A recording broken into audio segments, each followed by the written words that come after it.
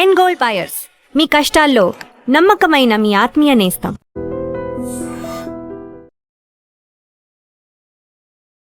నమస్కారం, welcome to I dream. ధర్మ మార్గం విత్ విజిత కార్యక్రమానికి స్వాగతం.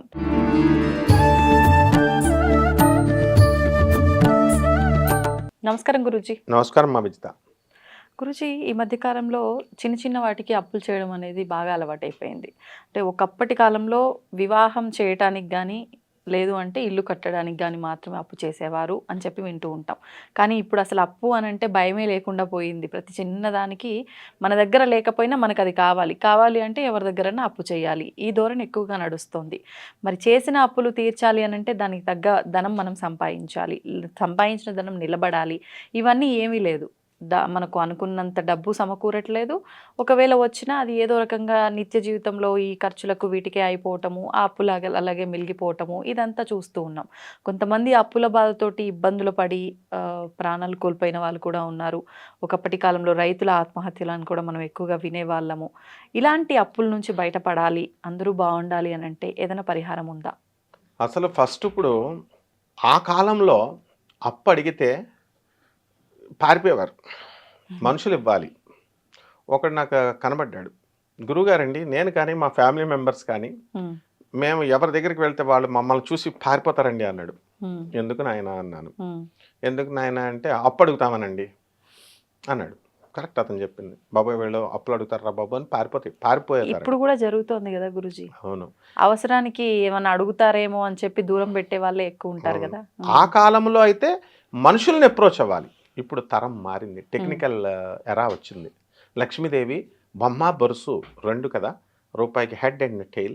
ఇప్పుడు హెడ్ రూపంలో ఉన్నది, బొమ్మ రూపంలో ఉన్నది, బొరుసు రూపంలో వచ్చేసింది. అప్పు ఇచ్చేవాడు నేనిస్తా అని వస్తున్నాడు. రోజు ఫోన్ రావట్లేదా నీకు? ఐఎమ్ కాలింగ్ ఫ్రమ్ బ్యాంక్, అప్పు కావాలా, లోన్స్ కావాలండి, హౌస్ లోన్స్, పర్సనల్ లోన్స్, ఏ లోన్స్ కావాల్సి ఆ లోన్స్. అందువలన నేను ఇస్తా అంటారు, తర్వాత తాట తీస్తా అంటారు, కట్టకపోతే ఇస్తారు కదా, మొత్తం మీద ఇచ్చేస్తున్నారు. అయితే మనం అడగాలి అప్పుడు, ఒక 500 కోట్లు ఇవ్వమ్మా అని అడగాలి. 500 కోట్లు ఇవ్వమ్మా అంటే వెంటనే ఫోన్ పెట్టేస్తుంది. మీరేం చేస్తారంటే అంటే వాళ్ళు అన్నీ చూసుకుంటారనమాట. ఈ అప్పు ఇచ్చేటటువంటి వాళ్ళంతా కూడా ఆ కాలంలో చూసేవారు, ఈ కాలంలో కూడా బ్యాంకులు కూడా చూస్తాయి. అయితే హానెస్ట్గా మనము ఆ అప్పుల్ని తీరిస్తే అప్పుడైనా ఇప్పుడైనా నమ్మకంతో మళ్ళీ తిరిగి ఇచ్చేస్తారు, మళ్ళీ ఇస్తారు.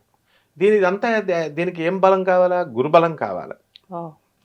మనం తిరిగి మళ్ళీ ఇవ్వాలిరా బాబు వాడికి అని చెప్పేసి అప్పులు తీరాలంటే గురుబలం ఉండాలి తీసుకున్న వారికి. ప్రతి దానికి లైఫ్లో జరిగే ప్రతి దానికి కూడా గురుబలమే అనమాట. డబ్బులు మనకి పుష్కలంగా రావాలంటే గురుబలం ఉండాలి. తర్వాత అప్పులు పుష్కలంగా చేయాలి అంటే కుజబలం ఉండాలి. బాగా అసలు అప్పు నేను ఇస్తాను రెండురా అని అంటే చూడు, 89 మంది వదిలేస్తారు, మాకొద్దు బాబోయ్ అంటారు. 11 మంది డేర్ అండ్ డాషింగ్ హీరోలాగా వస్తారు, మేము తీసుకుంటామని. అంటే అప్పు అంటే భయం ఉన్న వాళ్ళు ఉన్నారు. అది కుజుడు, జాతకంలో కుజుడు చెడిపోవాలన్నమాట. కుజుడు కర్కాటక రాశిలో ఉండి నీచ పట్టేసేయాలా, శత్రుక్షేత్రాల్లో ఉంటే రండి రండి రండి అప్పు ఇవ్వండి అని అడుగుతారు. అదే కుజుడు మకర రాశిలో ఉచ్చస్థితిగతుడై ఉండి మేషరాశిలో కానీ వృశ్చిక రాశిలో కానీ స్వక్షేత్రాల్లో ఉంటే అప్పంటే భయపడతారు పాపం వీళ్ళు తీసుకోవడానికి. మొత్తం మీద అప్పు వచ్చింది, బాగానే ఉంది, అప్పులు చేశారు. ఆ మధ్యకాలంలో రైతులు సొసైటీలు చేసుకున్నారు. ఆ కాలంలో తీర్చలేక సొసైటీలు చేసుకున్నారు. ఈ కాలంలో అప్పు ఇచ్చిన వాడు సొసైటీ చేసుకుంటాడు. ఎందుకు? వాడిని అడగలేక. అప్పు ఇచ్చేటప్పుడు అప్పు కావాల్సి వచ్చినప్పుడు అమ్మా విస్తా, బంగారం తల్లి, అది ఇది అని అడుగుతారు. తర్వాత సెకండ్ డేనే, ఎక్కువ రోజులు కూడా అక్కర్లేదు, వడ్డీ ఇస్తానంటారు. ఇవన్నీ రెండో రోజునే వాళ్ళు ఇవ్వరనమాట. ఏంటి ఇస్తాం, తర్వాత ఇస్తాం, మా దగ్గర ఉన్నప్పుడు ఇస్తాం, ఇంకా టైం చెప్పరనమాట. ఇంకెవరు ఇస్తారమ్మా? కాబట్టి ఈ యొక్క చెడిపోయినటువంటి ఈ గ్రహాలని మనం బాగు చేసుకోవాలి, గురుబలం ముఖ్యంగా. ఆ గురుబలం చేయాలంటే ఎవరిని చేయాలమ్మా? బృహస్పతిని చేయాలి. దేవతల గురువైనటువంటి బృహస్పతి. అది ఒక్క కాశీనగరంలోనే ఉంది ఆ ఆలయం. కాశీనగరంలో మనం విశ్వనాథుడి దగ్గరికి వెళ్ళేటప్పుడు గంగా హారతి జరుగుతూ ఉంటుంది. ఆ హారతి దగ్గర నుంచి ఆ పక్క కొంచెం ముందుకు వెళితే అక్కడే ఈ యొక్క బృహస్పతి దేవాలయం స్వయంభూ ఉన్నదన్నమాట. మరి అందరూ కాశీ వెళ్ళలేరు కదా, అందుకని దేవతల గురువు అయినటువంటి ఆ బృహస్పతిని ఆరాధించాలి. జనరల్గా ప్రతి ఒక్కళ్ళు లక్ష్మీదేవి డబ్బు కావాలంటే ఏ రోజు ఆరాధిస్తారు చెప్పండి? శుక్రవారం. శుక్రవారం చేస్తారు. శుక్రుడికి సంబంధమే లేదు. ఉమ్, శుక్రుడు ఎంతసేపు విలాసంగా డబ్బులు ఇస్తాడు, విలాసాలకి ఖర్చు పెట్టి ఇచ్చేస్తాడు ఓహో. అంతా కూడా. ఉహు, ఒక ఇల్లు కొనుక్కున్నాం అమ్మా. ఇల్లు దేనికి? చక్కగా ఉండడానికి, ఉండడానికి. షెల్టర్. వర్షం రాకుండా, ఎండ పడకుండా, గాలికి పడిపోకుండా, మనకేదో అవ్వకుండా షెల్టర్. కానీ శుక్రుడు ఏం చేస్తాడు? ఇంటీరియర్ డెకరేషన్ లోపల ఒక 25 లక్షలు మళ్ళీ లోపల చేసేయడానికి గట్టిగానే. గట్టిగా. మళ్ళీ అది కూడా ల్యాప్టాప్ పట్టుకొని, కార్పెంటర్ చేస్తే నచ్చదు వీళ్ళకి. ల్యాప్టాప్లు వేసుకొని వచ్చేస్తారు. అసలు వాళ్ళకి ఏది కూడా తెలియదు. వచ్చేసి ఇట్లా చూపించగానే ఈ డిజైన్ ఆ డిజైన్ అనగానే మనం సాఫ్ట్వేర్ వాళ్ళు రాసి ఇచ్చేస్తారు. తర్వాత అప్పుల పాలు అయిపోతారు అనమాట, స్టైల్కి వెళ్ళి కట్టిన వాళ్ళు అంతా కూడా. సో ఈ రకంగా చేయించేది శుక్రుడు. శుక్రవారం కాదు పూజ చేయాల్సింది అప్పులు తీరాలంటే, గురువారం చేయాలి. గురువారం. అందువల్లనే వెంకటేశ్వర స్వామికి మనం ఇంత పెద్ద తిరుపతి ఉంది కదా, తిరుపతి గురించి అందరూ వెళ్తారు. తిరుపతి వెళ్ళని వాళ్ళు లేరు, తెలియని వాళ్ళు లేరు. తిరుపతిలో ఏ రోజు చేస్తారు చెప్పు? మెయిన్ డే ఏంటి తిరుపతిలో? వెంకటేశ్వర స్వామి స్వామివారి నిజరూప దర్శనం అయితే గురువారం. అందుకే నువ్వు సీక్రెట్ కనిపెట్టేసి, అందుకే నువ్వు ధర్మ మార్గంలో విజితానికి ధర్మాన్ని అందిస్తున్నావు, జనాలకి నిజాలను అందిస్తున్నావు. అయితే అందరూ శనివారం చేస్తాం. అక్కడ గురువారంలో స్వామివారికి, లక్ష్మీదేవికి, అక్కడ స్వామివారికి శ్రీ సూక్తంతో మనము అభిషేకం చేస్తాం. హిరణ్యవర్ణాం హరిణీం సువర్ణ రజతస్రజాం చంద్రాం హిరణ్మయీం లక్ష్మీం జాత వేదో మమావహ తామ్ ఆవహ జాత. దీంతో అందరూ కూడా చేయాలి గురువారం నాడు. అందరూ చేయొచ్చా శ్రీ సూక్తం? మరి శ్రీ సూక్తం స్త్రీలు అందరూ చేయాలి. డబ్బు కావాలన్న వాళ్ళు, ఆడవాళ్ళకి డబ్బులు అక్కర్లేదా? మగవాళ్ళకే కావాలా? మగవాళ్ళే చెయ్యాలా? వేదం సంగతి అవన్నీ తర్వాత చూసుకుందాం. ఈ పండితులందరూకి డబ్బులు అవసరం లేదా? వాళ్ళకి ఏముంది, ఏదన్నా చెప్పేస్తారు. కరుపు నిండా బేరాలు. కాబట్టి ఇప్పుడు మనకి స్త్రీలకు కానీ పురుషులకు కానీ డబ్బు అనేటటువంటిది చాలా అవసరం కలియుగంలో. ధర్మ మార్గంలో సంపాదించాలి, ధర్మ మార్గంలో భగవంతుని ప్రసాదం చేయాలి, ధర్మ మార్గంలో మనము అమ్మవారిని మనం ఆరాధించాలి. అప్పుడు మాత్రమే వస్తుంది. మళ్ళీ మన ఇష్టం వచ్చినట్టు అధర్మ మార్గంలో వెళ్ళి సంపాదించాలి, వాడిది కబ్జా చేసేద్దాం, వీడిది ఇచ్చేద్దాం అనుకుంటే కుదరదు. ధర్మంగా మనం సంపాదించుకుంటూ పోతే అప్పులు తీరిపోతాయి అంటున్నారా? ఖచ్చితంగా. అంటే ధర్మాన్ని మనం కనుక పాటించినట్లయితే ఎంతసేపు కూడా ధర్మంగా వెళ్ళినప్పుడు లక్ష్మీదేవి నిమిషంలో వస్తుంది. నిమిషం.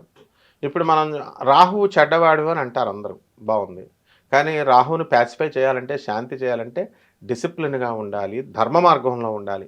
శని క్రూరగ్రహము అని అంటారు. శనిని ప్రసన్నం చేసుకోవాలంటే ధర్మంగా ఉండాలి. అధర్మంగా ఉండేవాళ్ళని ఏ గ్రహం అనుగ్రహిస్తుందో చెప్పమనండి శాస్త్రం చెప్పేది? ఎక్కడా చెప్పలేదు. ఏ దేవుడు అన్యాయంగా వెళ్ళిన వాడిని నేను అనుగ్రహిస్తానని ఎక్కడైనా పురాణాలు కానీ, వేదాలు కానీ, శాస్త్రాలు కానీ చెప్పినాయా? ఏ దేవతలైనా, ఏ యొక్క గ్రహాలైనా మనల్ని పీడించేటటువంటి వాళ్ళంతా కూడా ధర్మ మార్గంలో వెళితేనే అవుతుందన్నమాట. కాబట్టి వీళ్ళంతా కూడా గురువారం నాడు అమ్మవారి మహాలక్ష్మి తల్లిని మనము శ్రీసూక్తంతో కానీ, మహాలక్ష్మి అష్టోత్తరంతో కానీ, ఓం ప్రకృత్యై నమః, ఓం వికృత్యై నమః అంటూ చేయాలి. ఏ బట్టలు వేసుకోవాలా? మనము గురువారం నాడంటే జనరల్గా గోల్డ్ కలరు బృహస్పతికి ఇష్టము అని అంటాం. లేకపోతే మనం పింక్ కలరు లక్ష్మీదేవికి ఇష్టము, శుక్రవారం కాబట్టి, డబ్బులు కాబట్టి అని అంటాం. అందువలన కేసీఆర్ గారు ఆ పింక్ కలర్ పెట్టుకున్నారు. అయితే డబ్బులు వచ్చినాయి, కానీ అది కాదు అక్కడ అసలైనటువంటిది. ఏ కలర్ వేయాలి? గ్రీన్ కలర్ బట్టలు వేయాలి. ఆకుపచ్చ రంగు వస్త్రాలు ధరించి గురువారం నాడు మనము బృహస్పతిని కానీ ఆరాధించి, అలాగే లక్ష్మీదేవికి చేసి ఏం పుష్పాలు పెట్టాలి? గ్రీన్ కనకాంబరాలు మాత్రమే పెట్టాలి. ఇప్పుడు మనం కనకాంబర పూలు చెట్లు ఉంటాయి కదా, ఆ గ్రీన్ కనకాంబరాలు ఉంటాయి, వెరీ రేర్గా దొరుకుతాయి అవి. అడవుల్లో పిచ్చి పిచ్చి చెట్ల కింద మనం వదిలేస్తాం. సో ఆకుపచ్చ రంగు ఉన్నటువంటి సంపంగి, ఆకుపచ్చ కలర్లో ఉన్నటువంటి పైనాపిల్ని మనము పైన తొక్కంతా ఆకుపచ్చ రంగులో ఉంటుంది, అది తీసుకొచ్చి అమ్మవారికి, బృహస్పతికి అది నివేదన కనుక చేసినట్లయితే మంత్రం ఈ ఓం బృహస్పతి ఏ నమః, అలాగే ఓం మహాలక్ష్మి నమః వీళ్ళకి కనుక చేసినట్లయితే, ఇలా 108 రోజులు చేస్తే చాలమ్మా. కటిక దరిద్రుడైనా సరే వాడి కర్మను తొలగిస్తాడు. అండ్ డెఫినెట్గా ధనవంతుడిని చేస్తాడు. దీనికి ఏమిట్రా చేయాలి అని అంటే, గురువారం నాడు మంత్రాలయంలోని రాఘవేంద్రుడు కానీ, లేకపోతే దక్షిణామూర్తి కానీ, గాణగాపురంలో ఉన్నటువంటి దత్తాత్రేయ స్వామి వారిని కానీ, ఏ గురువైనా పర్వాలేదు, వీరబ్రహ్మేంద్ర స్వాముల వారు కానీ, ఇలా ఏ గురువైనా సరే మన ఇంటి దగ్గరలో ఏ గుళ్ళు ఉన్నాయో ఆ గుడికి వెళ్ళొచ్చు. గుళ్ళు ఇంట్రెస్ట్ బ్యాచ్ ఉంటారు వాళ్ళు. వెళ్ళి మేడి చెట్టుకి నీళ్లు పొయ్యాలి. మేడి చెట్టు మొదల్లో అనగాదేవి, దత్తాత్రేయ స్వామి, 64 యోగిని గణాలు ఉంటారు. ఇలా కనుక చేసుకున్నట్లయితే కేవలము 21 ప్రదక్షిణాలు వీళ్ళు చేసినట్లయితే ఒక లైన్ గీసేస్తాడు బృహస్పతి. దేవాలయానికి వెళ్ళక ముందు ఈ యొక్క ఆరాధన ఈ సిస్టమేటిక్గా నువ్వు చేయకముందు ఎలా ఉంది, వెళ్ళిన తర్వాత నీ కర్మలన్నీ తొలగించి ఇటువైపు నీ జీవితాన్ని బ్రహ్మాండంగా మార్చేస్తాడు. కాబట్టి ఖచ్చితంగా ధనవంతులు అవుతారు. ఈ అప్పుల బాధలన్నీ కూడా తీరిపోతాయి. అండ్ డెఫినెట్గా ప్రతి వాళ్ళు కూడా కొత్తగా కూడా మనకు అప్పులు ఇస్తారు, అడిగిన వెంటనే కూడా ఇస్తారు. అంటే జాతకం మారిపోతుందన్నమాట. ఇదమ్మా ఏ ఏ గ్రహ అరిష్టస్థానగతా తేషాం గ్రహాణం శుభ ఏకాదశ స్థలాఫలాభ్యాప్త్యర్థం. అరిష్ట స్థానాల్లో ఉన్నటువంటి గ్రహాలన్నీ కూడా మరి మంచి ధనవంతమైనటువంటి శుభప్రదమైనటువంటి ఏకాదశ స్థానాల్లోకి వస్తాయి. ఏ పూజాం కరిష్యే, ఏ పూజ చేస్తాం. దీనికి ఏమైనా బాగా చదువుకున్నాం, మేము సాఫ్ట్వేర్ ఇంజనీర్లం, మేము డాక్టర్లం, మేము బాగా చదువుకున్నాం, మరి కేవలం మంత్రాలతో చింతకాయలు రాలుతాయా, కేవలము ఈ గురువారం చేస్తే మనకి ధనం వస్తుందా అని అనుకునేటటువంటి వాళ్ళకి వాళ్ళ చిన్నప్పుడు తీసినటువంటి కెమిస్ట్రీ పుస్తకాలు తీయండి. నేను చెప్తున్నాను, న్యూక్లియర్ ఫిజన్ రియాక్షన్స్ తీయండి. when any element is bombarded with the neutron, its atomic number is increased by 1, 2 అలాగా కొన్ని రియాక్షన్స్ ఉన్నాయి. అవన్నీ కూడా చూసుకోవచ్చు వాళ్ళు. And it is nothing but the displacement of the planets అనమాట. ఆ గ్రహాలు, ఆ ఎలిమెంట్స్ ఎలాగైతే 4వ ఇంట్లో ఉన్నది 6వ ఇంట్లోకి 2 అటామిక్ నెంబర్ 2 పెరిగినప్పుడు పరమాణు సంఖ్య నెక్స్ట్ గ్రూప్లోకి వెళ్ళిపోతుందో 4వ ఇంట్లో 6వ ఇంట్లోకి, ఆ విధంగా ఈ యొక్క గ్రహం 4వ ఇంట్లో ఉన్న గ్రహం 6వ ఇంట్లోకి వెళుతుంది. అంటే సైంటిఫిక్గా చెప్తున్నాను నేను. కాబట్టి ఎవరికైనా అభ్యంతరం ఉంటే ఇందులో చెప్పొచ్చు. అంత అథెంటిక్గా ఎందుకు చెప్తున్నాను నేను అంటే, అప్పుల బాధతో భారతదేశం లేదు. ఇప్పుడు మనం ధనవంతులం అయిపోయాం. కొత్తగా ఇప్పుడు మనకి జొన్నగిరిలో, కర్నూలు జిల్లాలో జొన్నగిరిలో మనకి 9,000 కోట్ల బంగారం దొరికింది. ఆంధ్రప్రదేశ్ అంతా కూడా ధనవంతమైపోయింది అనమాట. ఎలాగైతే మొన్నటిదాకా అప్పులు అప్పులు అప్పులు అంటూ బాధపడ్డారు, వీళ్ళంతా క్షణాల్లో మారిపోయింది. ఆ విధంగా క్షణాల్లో మానవుడు కూడా, ప్రతి ఇండివిజువల్ పర్సన్ కూడా అప్పుల బాధతో సతమతమైపోతున్నామనే వాళ్ళు నేను చెప్పిన రెమెడీ, ఈ సింపుల్ రెమెడీ, ₹1 ఎవరికి ఒక్కర్లా. ఇది చేసుకుంటే అవ్వకపోతే మళ్ళీ నన్ను అడగండి. రేపు 26వ తారీఖునే ఓపెనింగ్ అనమాట. చూసుకోండి, కావాల్సి గూగుల్ చేసి చూసుకోండి. జొన్నగిరి ఓపెనింగ్ చేస్తున్నాడు ఆయన.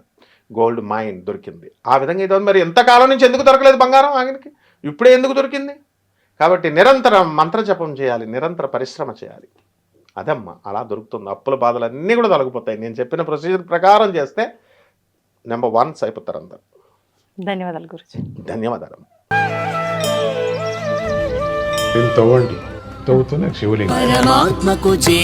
సరే దాన్ని అట్లా కప్పేసేయండి, చూపించదండి. Krishna is there. మూర్తి పూజ కాదు, సాక్షాత్ బ్రజేంద్ర నందన భగవాన్ ఉన్నారు మూర్తిలో. ఏమీ ఆశించకుండా ఆరాధించే వాళ్ళు కూడా ఉన్నారా ప్రభుజీ? నిజమైన భక్తి అంటే మనకు తెలియదు కాబట్టి